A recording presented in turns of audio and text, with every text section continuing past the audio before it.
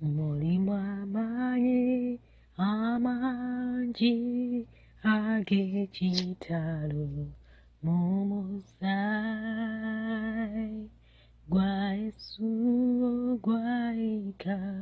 Mulimu amaanyi amangi ag'ekitalo mu musalaba ogwa Yesu. Mulimu eddembe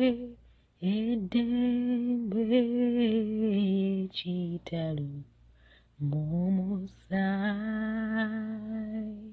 gwa Yesu gwayika. Mulimu eddembe ekitalo mu musalaba ogwa Yesu. Mulimu obulamu obw'ekitalo mu musaayi gwa Yesu gwayika. Mulimu obulamu obw'ekitalo mu musalaba ogwa Yesu. Omulimu obuwanguzi obw'ekitalo mu musaayi gwa Yesu ogwayika. Mulimu obuwanguzi obw'ekitalo mu musalaba ogwa Yesu. Taata, tukwebaza olw'omusaayi, tukwebaza olw'endagaano y'omusaayi, tukwebaza ku lwa ssaddaaka ey'omusaayi.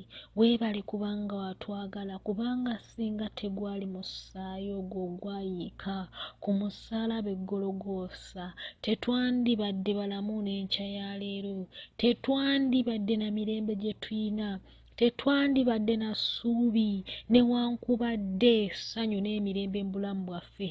Naye olw'okubanga watwagala, Taata, wawaayo ssaddaaka ey'omusaayi ogw'omwana gw'endiga, wawaayo ssaddaaka ey'omwana wo yekka Katonda waffe ku lw'obulamu bwaffe, kubanga wali ng'otwagala.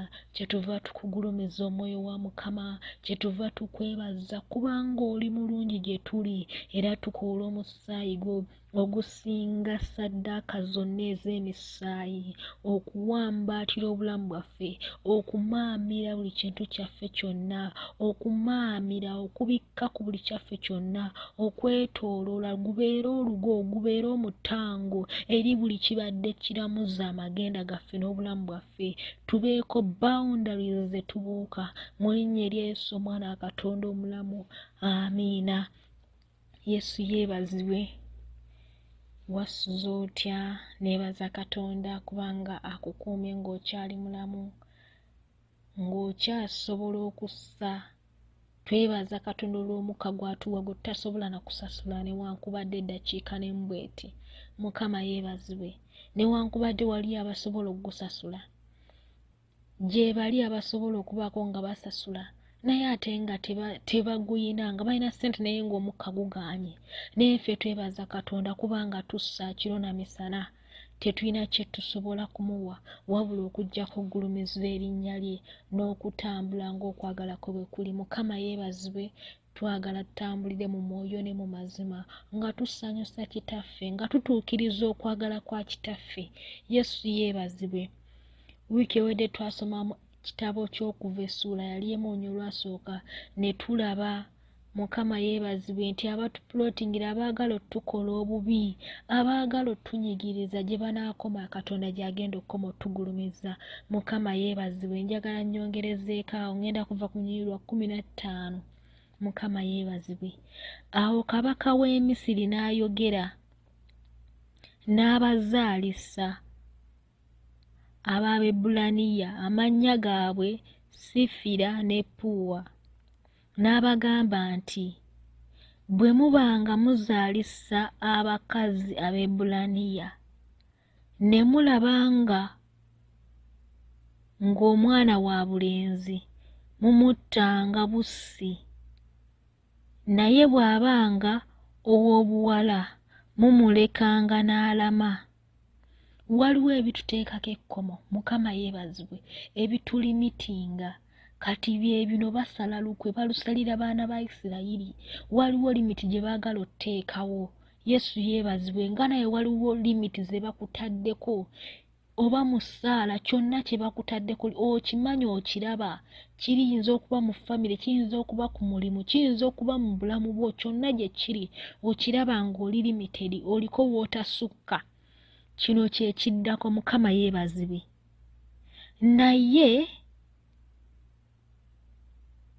Naye abazaalisa baali batya Katonda nga bamussaamu ekitiibwa. Abamu ku abo abamu mwalumbibwa dda, mulina abaabalumba mu magenda gammwe ne babateekako amakumu, abamu babateekako ba agenti ababalambula, naye Katonda akyalina ekisa okukyusa abo be baasindika nga abajja okulondola, abajja okuziyiza amagenda. Katonda asobola okubakyusa obwongo, abajja okukola obubi ate ne bakukola obulungi. Mukama yeebazibwe. Kyekino bano abazaalisa babagamba mutte, naye olw'okuba Katonda yali yabateekamu entiisa ye mu mitima gyabwe, baali batya Katonda nga bamussaamu ekitiibwa. Wano Bayibuli tulaga nti tebaagendera ku kabaka w'e Misiri bye yabalagira, tebaabitambulirako. Abaana ab'obulenzi nabo ne babaleka ne balama. Mukama yeebazibwe.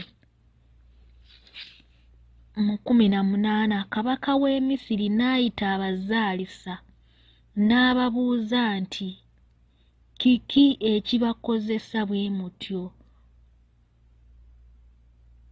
okuleka abaana ab'obulenzi ne balama? Luno lwensinga okwagala olw'19. Abazaalisa ne baddamu Falaawo nti, abakazi ab'Ebulaniya tebali nga bakazi b'e Misiri. Bo balamu bulungi era b'amaanyi. Abazaalisa we bagenda okubatuukako nga baamaze okuzaala. Mukama yeebazibwe. Newankubadde nga waliwo ebibadde bikuziyiza, Katonda agenda kukubikkako mukwano gwange, agenda kukusiikiriza. Omwoyo oyo yamaamira mu lubereberye agenda kukumaamira, agenda kukubikkako akusiikirize. Ekintu kyonna kigenda okutuukawo nga gwe wamaze. Katonda bano yali yabaawula ng'ekiseera ky'okuzaala bwe kituuka bazaala mangu. Katonda agenda kwanguyaako. Omulabe wo w'anaayagalira okutuuka okukusaanyaawo oba okuzikiriza amagenda go nga gwe wamaze dda okuyitawo. Mukama yeebazibwe. Omulabe w'akatego k'anaaba ateze ng'agamba wano we ŋŋenda omumalira, ye Katonda agenda kusindika bamalayika be, agenda kukwatako n'omukono gwe akwanguye akuyiseewo. Abalabe bagenda okutuuka mu mutego gwe babadde bakuteze nga wagubuuse dda waguyiseemu, bagenda okukulindira we bakulindidde nga wamaze dda okuyitawo. Mukama yeebazibwe. Kyenziza okugamba leero nti ne mu kunyigirizibwa kw'oyitamu, ne mu mbeera enkakali gy'oyitamu, Katonda agenda kweyawulira. Mukama yeebazibwe. Agenda kufuula wanjawulo. Mukama waffe yeebazibwe. Haleluya. Nti bo baali b'amaanyi, baali banjawulo, newankubadde nga baaliko byonna emipango, kubanga tugirabye waggulu bo balemesa kwala. Naye si nsonga ki kye bapulaaninze ku bulamu bwo. Katonda agenda kukuteerawo bamalayika, agenda kukuteerawo abayambi. Mukama yeebazibwe. Bano abakyala abazaalisa baafuuka abayambi abagenda okwogerera. Tulaba mu Matayo essuula 1 nga Yesu azaalibwa, Kerode ng'amunoonya omutta. Katonda n'aloosa Yozefu ekirooto n'amugamba atwala omwana. Baagenda okutuuka okutta abaana bonna abali mu egi eyo nga Yusufu yamaze dda okujja Maliyamu ne Yesu. Katonda agenda kutegula awo awabadde turapu y'omulabe. Omulabe wabadde ategese okukubira okusaanyaawo. Katonda agenda kubuusawo bagende okutuukawo nga gw'omaze okuvaawo. Yesu yeebazibwe. Emivuyo gigenda okuba mu kitundu nga gw'omaze okuvaawo. Omulabe wayagala okuswaliza, awo Katonda agenda kuggyawo. Ekiswalo kigenda okujja nga gw'omaze okusomoka. Ekyo Katonda affe kyagenda okukola. Simanyi message eno yaani, naye we babadde baagala okusekerera, awo Katonda agenda kuyisaawo. Banaayagala okulinda okuseka nga beesunze, baseke balowooza onaakaaba, banaddamu okukulabako ng'omaze okuyitawo.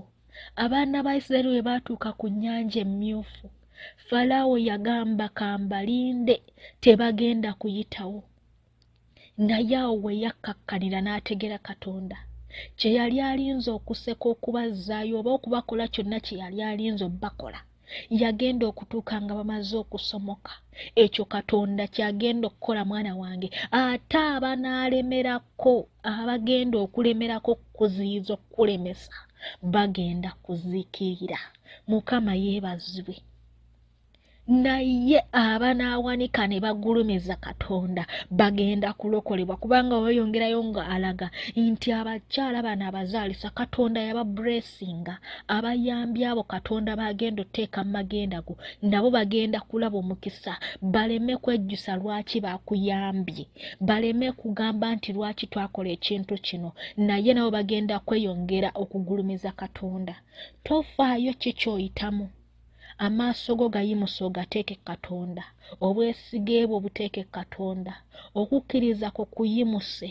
Katonda agenda kuyisaawo. Abalabe bo bye babadde baagala okukubira, agenda kulaga abalabe bo, agenda kulaga ebikuyimusa, ebikwagala okuziyiza, okussa wansi, nti ye akugulumiza. Agenda kufuula wanjawulo, akwawule ku bantu bonna bonna abalala. Bano abakyala ab'Ebulaniya, abakyala abazaalisa be bajulidde nti bo baali banjawulo, baali balamu nnyo nga b'amaanyi. Mukama yeebazibwe.